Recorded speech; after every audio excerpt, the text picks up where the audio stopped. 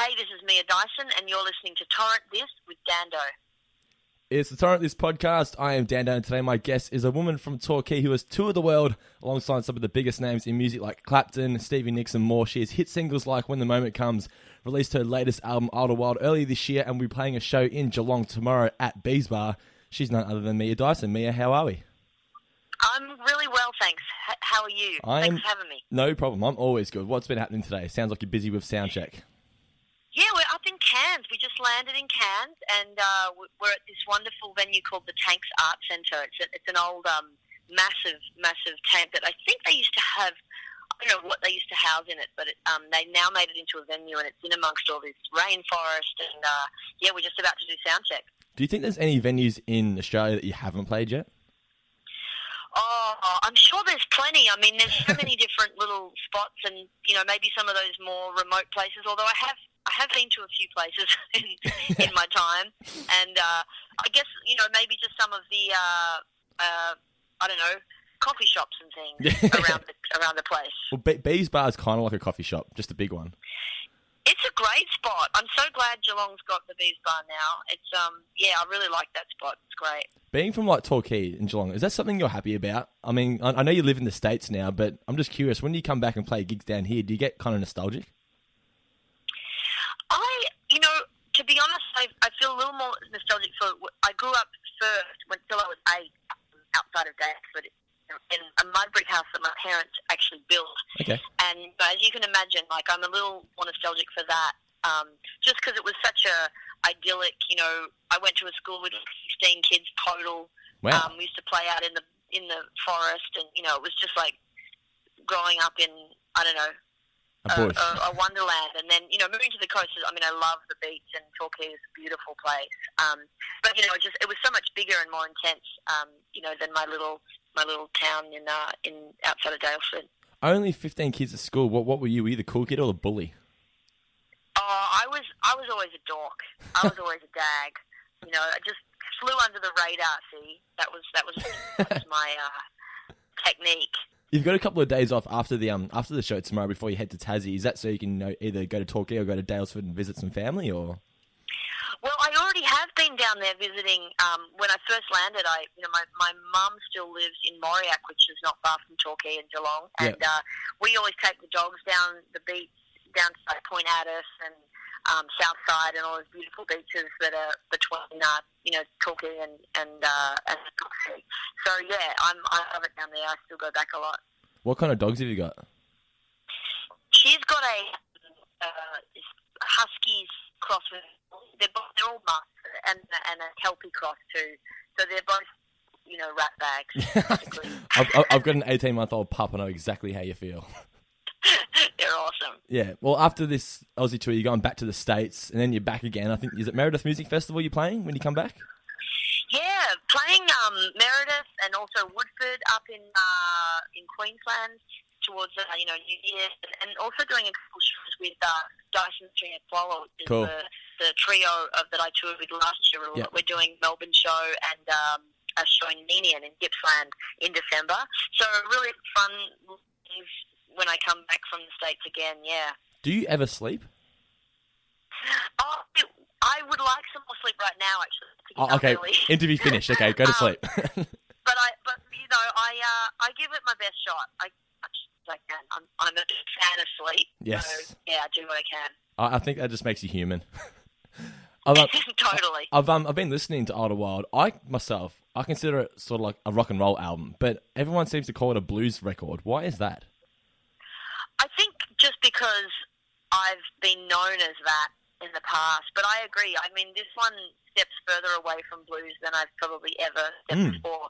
But blues has never been like the only genre. It's been like an influence amongst others on my records. But this one, I feel like is influenced on my 80s rock and roll favourite bands like Talking Heads and Elvis Costello, and then a bit of soul, and it's kind of a mix. It's very upbeat for you, I reckon. This album. Yeah, there's a couple of really frenetic songs on there, which I really love playing live. It's a kind of a new flavour for me, and I really enjoy just that energy and yeah. So it's thank you. It was a compliment. No problem. But with the biggest songs everyone knows, like the single Idyllwild and When the Moment Comes, stuff like that, do you ever get, not sick of playing them, but do you ever feel like you want to tweak them live and play them differently? Yeah, and I do. It's what's really fun for me is I actually have an American band and an Australian band as opposed to touring with one band everywhere, and they each bring a really different flavour to my songs. So I actually, without even trying to, I end up, when I go back and forth, really getting this different energy and different take on my songs from the different bands, and because I go back and forth a lot, it means I'm kind of kept on my toes, and both bands really love, are always trying new things, and it's not like we're totally changing the songs, but just adding in things that keep it interesting for us. Is there a band rivalry going on? No, they're all Facebook friends, seem to be. They always ask, like, how do you play with them after playing with us?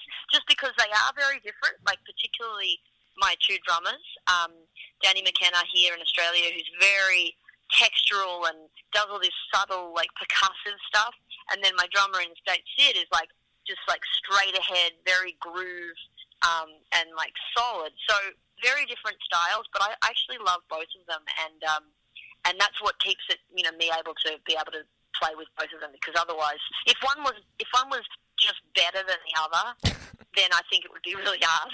Is it like an ex-boyfriend that's sort of saying, are they better?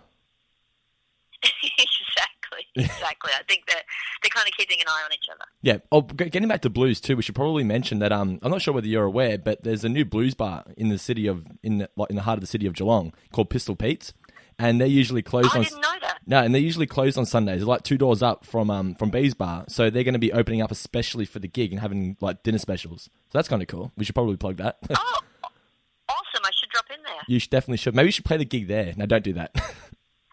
Well, not at this late stage, but I'll check it out for a possible next time. Yes. What's your pre-gig meal of choice? Ooh, if I'm getting fed, which I hope so, and I love to, probably like some like seared salmon and some like crisp green vegetables, something like light and healthy that makes me feel good. I have no idea why, but I had it written down on my sheet of paper here. I bet you she says salmon. And you said salmon. Wow. I don't know why I thought that. I'm a talented man. You've said that living in America has taught you to have confidence in yourself and your abilities, and you don't even really necessarily have to have a backup plan. But what was the backup plan before moving to America? Did you even have one, or was it just always music? It's always been music, and every time, I may be having a hard time and I'm not really feeling sure, I'm like, well, what would I do if I wasn't doing music? Yeah. And so far, I still can't come up with anything, I can't answer that question, which is scary, but also probably good. I think it keeps me really pushing ahead with music, which, I love, and it's only in my sort of darker moments that I ever consider, not doing it. But, most of the time it's an incredible journey, and I feel so grateful to be able to make music for a living. Maybe you could have been like a dog trainer, considering you got to look after your own dogs. They're crazy, so... Oh, we're hopeless. All the dogs I've ever had, like growing up, we tried to take them to training school and we got kicked out because they were so naughty. Oh, my dog was on the verge of getting kicked out. Were you one of those people that before you got it, you're like, all right, we're going to be strict, we're going to make it do this, it's going to sleep outside, and then 2 months later, it's in between you in the bed? Absolutely. I'm a total sucker. I can't yeah, totally. You've also, getting back to being over in the States, you've played with people like Clapton, Stevie Nicks. What was like your one big starstruck moment? Definitely meeting Bonnie Raitt, who I grew up listening to, and was definitely an influence in me playing guitar. There was very few women playing guitar when I was 13, 12, and she was a hero figure for me. And so meeting her and getting to open for her, and even she invited me to play on stage with her, that was a pretty, a huge milestone for me. Were you fans of people like Susie Quattro as well, or was she too mainstream for you? No. I didn't actually. When I was a kid, I wasn't aware of Susie Quattro. It was a friend of mine. Like when I was more like probably 18 or 19, played me some of her stuff, and and she's awesome. But how when you're like really young, when you're in that formative stage, that's when I don't know, those influences really have an impact, or you look up to people and go, wow, maybe I could go and do that. And then you get a tattoo of their face on your arm and you regret it 2 years later. Ooh, I hope that's not your story. No, I haven't done that. No. Where you are now with your career, though, was this what you had in mind when you were like 16 and just starting to write songs? Oh, I think when I was 16, I had completely naive ideas about the music industry and assumed that, I would be discovered and a huge star dominating the world by now. But actually, life's turned out a lot better than that. I couldn't have imagined, just how much like joy I get from getting to write and record and tour. Back then it was just all really nerve-wracking and scary and hoping that other people would like it. Now I feel like, if I like it, that's what's important.